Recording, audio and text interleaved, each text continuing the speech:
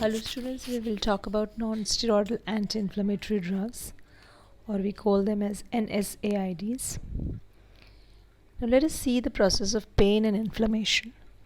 Whenever there is cell damage or there is an injury, there is a release of several mediators or the neuropeptides which are released.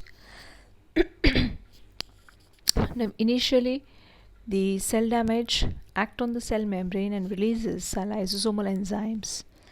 Arachidonic acid is liberated from the precursor compounds and you have various eicosanoids are synthesized.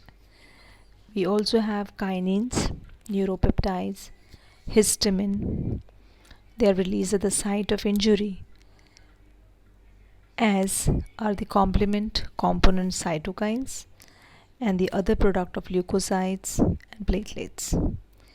The stimulation of neutrophil membrane produce oxygen derived free radicals and also the other reactive molecules like hydrogen peroxide, hydroxyl radicals. The interaction of these substances with arachidonic acid will result in the generation of chemotoxic substances and thus perpetuating the inflammation process. So you can read so many mediators, NGF production, enkephalins, GABA, neuropeptides, and NO formation, 5-hydroxytryptamine, BKs, bradykinins, prostaglandins. So what is important here is prostaglandins. So the NSAIDs basically act by inhibiting these prostaglandins. We'll see later. Now this, when we say inflammation, you have the four signs: redness, heat, swelling, and pain. Redness is due to the local cell vessel dilatation. Heat is due to the local vessel dilatation.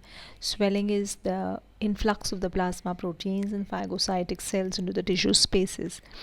And the pain is due to the local release of enzymes and the increased tissue pressure.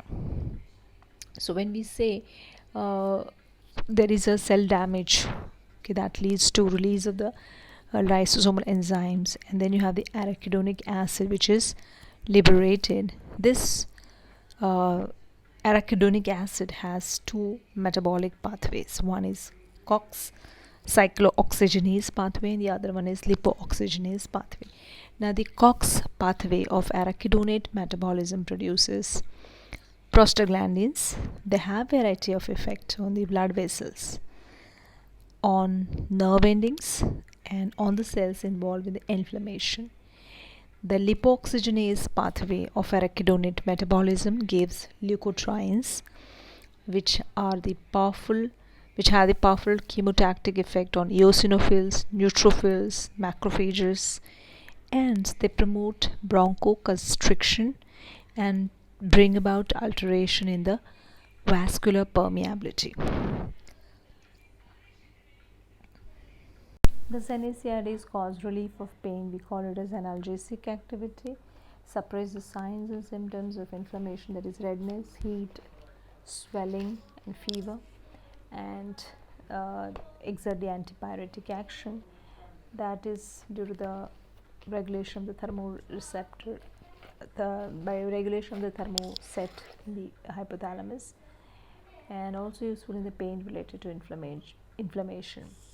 So if we see the classification, we have salicylates like aspirin, sodium salicylate, and diflunisal, propionic acid derivatives like ibuprofen, ketoprofen, aryl acetic acid derivatives like diclofenac, ketorolac, indole derivatives, indomethacin, sulindac, oxycam, peroxycam, and we have anthranilic acid derivatives like mefenamides, mefenamic acid, flufenamic acid, pyrazolone, we have phenylbutazone, oxyphenbutazone, and aniline derivatives, that is analgesic, antipyretic, but poor anti-inflammatory like paracetamol.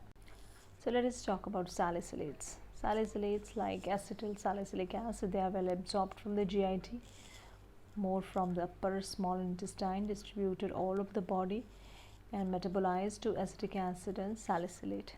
Now salicylate is conjugated with the glucuronic acid and glycine excreted by the kidney. Alkalinization of the urine increases rate of salicylate excretion. Now the dosage is 0.6 gram, which is lower dose, which is eliminated by first order kinetics, and the high dosage will be eliminated by zero order kinetics.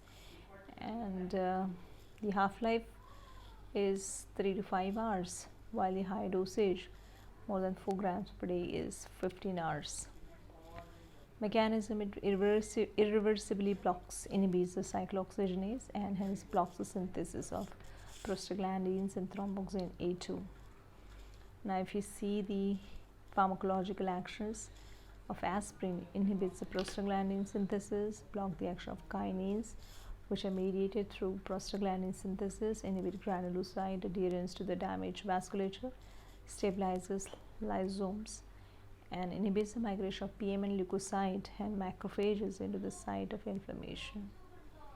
So the dosage: analgesia, antipyretic, and the most important is inhibition of platelet aggregation. Now, antipyretic effect: due to the inhibition of prostaglandin, it resets the hypothalamic thermostat. Analgesia: inhibition of prostaglandin 300 to 600 milligrams 6 to 8 hourly, and the effect of antiplatelet is lasting for about 8 to 10 days because it acts on thromboxane A2 and no effect on PGI2. So the uses: analgesic, antipyretic, inflammatory, and antiplatelet is the most important effect.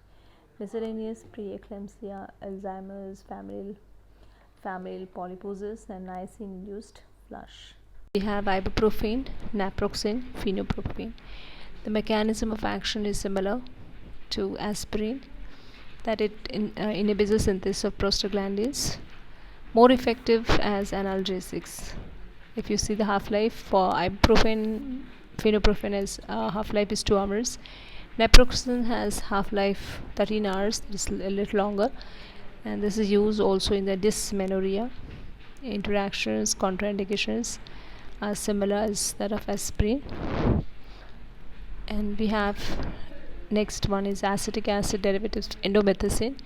This is the most potent inhibitor of prostaglandin synthesis, more effective in but it is more toxic than aspirin. Now, this is contraindicated in the pregnancy and patient with a psychosis. If you see the pharmacokinetics, is orally absorbed, highly bound to the plasma proteins, and the half-life is 2 hours, metabolized in the liver, excreted in the bile and urine.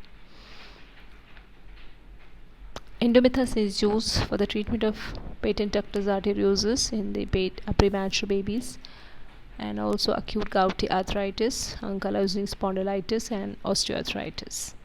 Sulindac is a prodrug closely related to indomethacin, converted to the active form of the drug. Indication similar to indomethacin. Diclofenac. Then now this drug is having short half-life, say just 1 to 2 hours, because it is undergoing high fast metabolism. It accumulates the synovial fluid after oral administration, and the gastric side effects in is GI distress, GI bleeding, gastric ulceration, and high dosage impairs renal function. So contraindication: children, pregnant women, nursing mothers. We have phenamides, mefenamic acid. The analgesic anti-inflammatory properties is effective, less effective, more toxic compared to aspirin. And short half-life, should not be used for more than 1 week, and never in pregnancy or children. Causes side effect of diarrhea, abdominal pain, and drug interaction with disease. It enhances the oral anticoagulants. We have pyrazolone derivative phenylbutazone, which is withdrawn from the market. We also have oxybenzone, which is one of the metabolites of the phenylbutazone, and the side effects are granulocytosis, aplastic anemia, hemolytic anemia, severe gastric irritation. Then we have oxycams.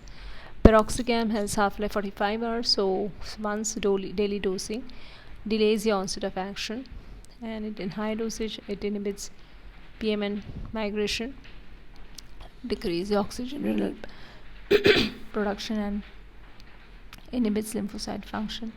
Used in osteoarthritis, ankylosing spondylitis, and rheumatoid arthritis. Ketorolac, it is analgesic but no anti-inflammatory effect.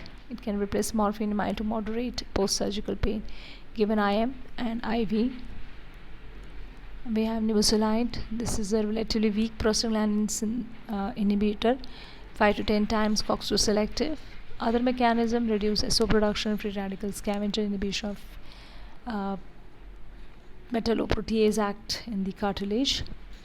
This is not approved by FDA, banned in many countries due to the hepatotoxicity. It should not be used in children.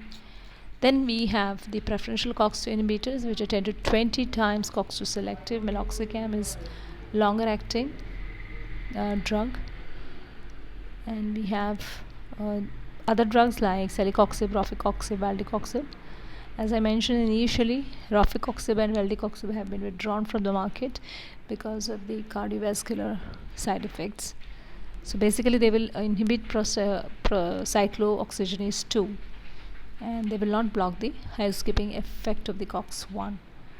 And so you can say that they are gastroprotective as compared to as compared to the selective NSAIDs, but they have the same potential for renal and hepatic dysfunction and increased risk of thrombotic CVS disorders. We'll talk about celecoxib. This is used for osteoarthritis, rheumatoid arthritis, dysmenorrhea, acute gouty pain, and acute musculoskeletal pain. Being a sulfonamide can cause skin rash and hypersensitive reaction, and edema and hypertension.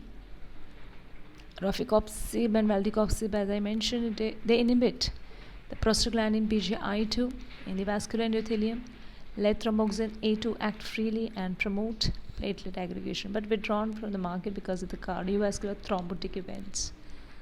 And the most important, paracetamol, the acetaminophen, analgesic antipyretic effects are equal but no anti-inflammatory effect. It can inhibit COX-1 in presence of superoxide.